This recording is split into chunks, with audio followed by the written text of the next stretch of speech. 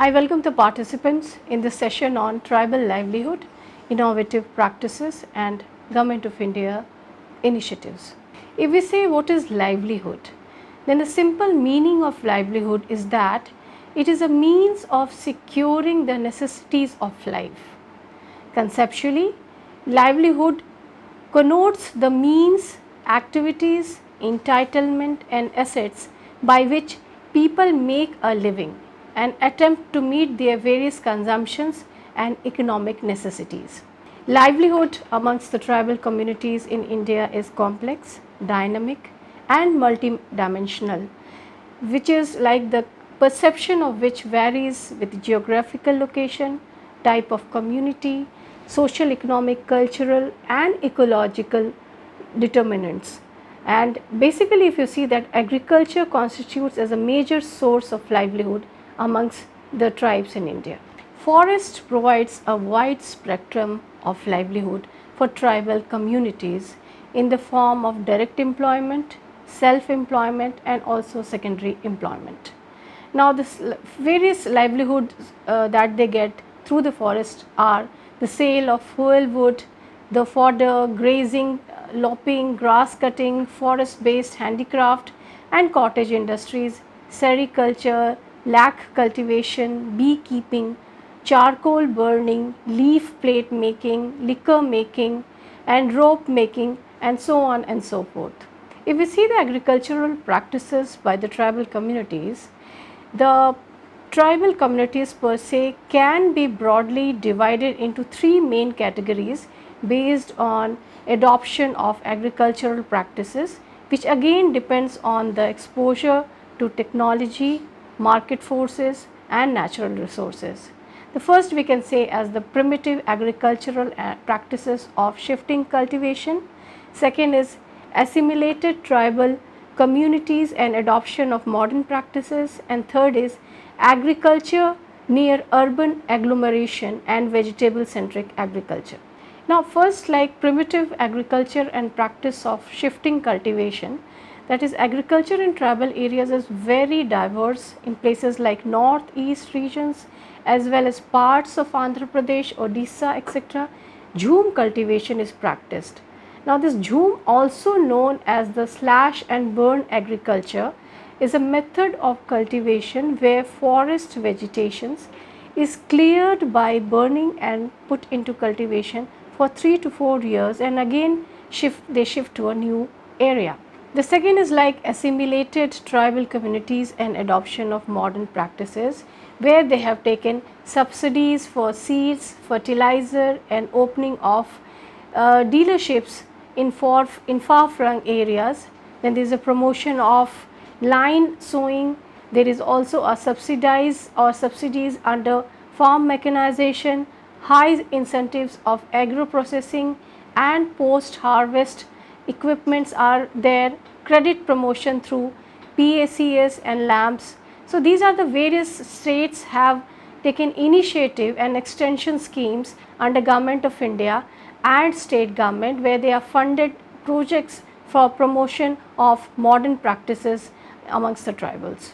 Now if you see the agriculture near urban agglomeration and vegetable centric agriculture, the influence of market decides the cropping pattern near the urban agglomerations or agglomerates. The vegetable growing is popular across the country near the cities and towns, and tribal agriculture is no different. Proximity to city also helps them in assessing the inputs, availing of training and extension support, and this is how they develop a pattern which is where there is a better market and intelligence. Animal husbandry based innovative tribal livelihood. Animal husbandry is an integral part of agriculture, making a significant contribution to the rural economy and socio-economic development in many developing countries.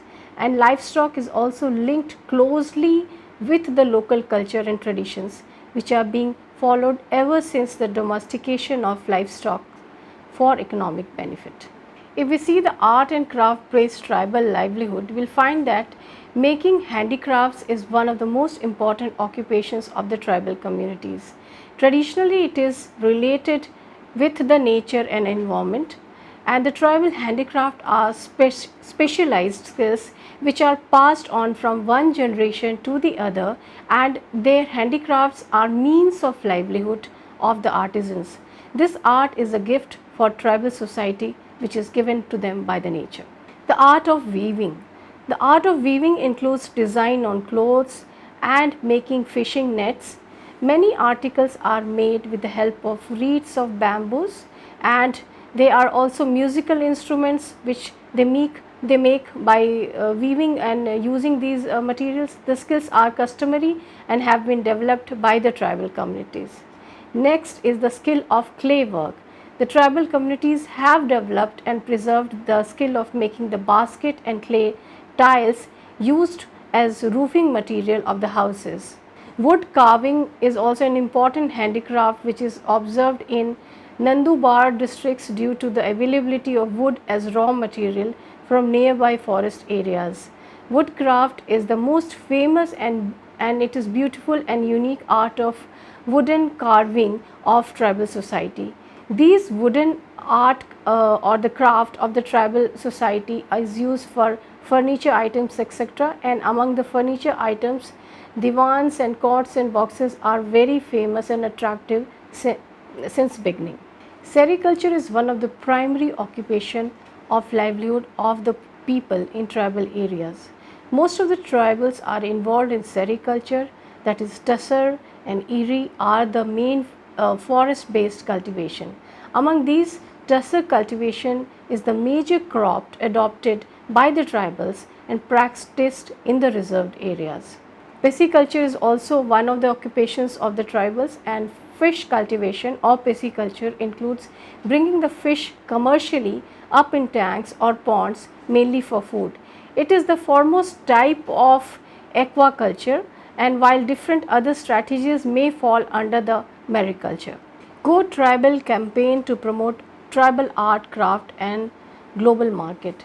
This Ministry of Tribal Affairs has now taken a new campaign which was launched to create awareness and promote tribal arts and craft as well as aid in socio-economic welfare of over 700 tribal across the country.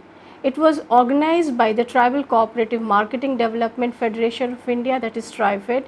The Go Tribal campaign objective was to promote and make available the tribal handicraft and textile, jewelries and other accessories through global online market spaces. Wadi, that is a model for sustainable tribal livelihood.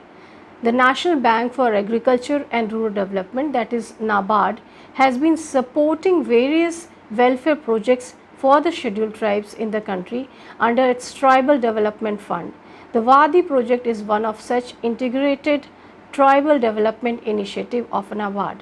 Under this project, a Wadi plot usually covers 1 acre per beneficiary, and who must be a marginal farmer not having more than 5 acres of land. And the main features of Wadi model are economic upliftment of the farmers through sustained agriculture, social empowerment, improvement in quality of life including health and women empowerment in tribal dominated areas of the country.